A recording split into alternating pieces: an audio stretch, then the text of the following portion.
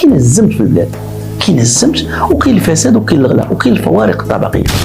تعرفوا اخطر لوبي في المغرب هو لوبي الدواء. اللهم انا وقعت لي جبت الوالده والله قال لكم ما كنشيك ب 10000 درهم لا دخلتي، امك كتموت اختار. تصور كتقرا خبر بحال هكا شويه كتلقى خبر في الجزيره كيشوهون المراه المغربيه كتموت في الزنقه. شوف.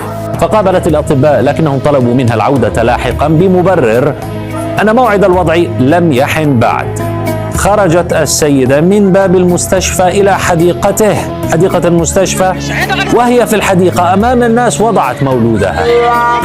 وها هي كما تشاهدون تفترش الأرض بمساعدة بعض الأشخاص لتضع الطفلة. شو المرأة مسكينة اللي ولدت كيفاش كتهضر، قلنا نخليكم تسمعوا والله إلا ضرني أكثر من ولادتها ضرتني. ولكن من شفت هذا دري واش مسكينة وخدموني وتهلاو تيبان شي واحد قال لها جبوا لي. الحمد لله ولدت بخير على خير والحمد لله ما خاصها حتى حاجه لا تصيب. ها انتم مسكينه قالت لك ما خاصها حتى حاجه.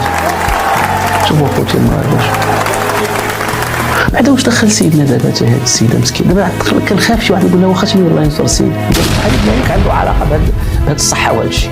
دابا حتى المواطن خلي الملك بعيد محترم، خليك مع طبيب مع فرملي مع داك المدير ديال المستشفى اللي قالوا الله ينصر سيدنا. بحال اللي حنا عندنا واحد الوقيته ما عجبتناش في السبيطار ينصر سيدنا صافي ضفا طابع ديال سميتو ان سيد شحال بحال الملك هو اللي مسؤول على ديك المستشفى.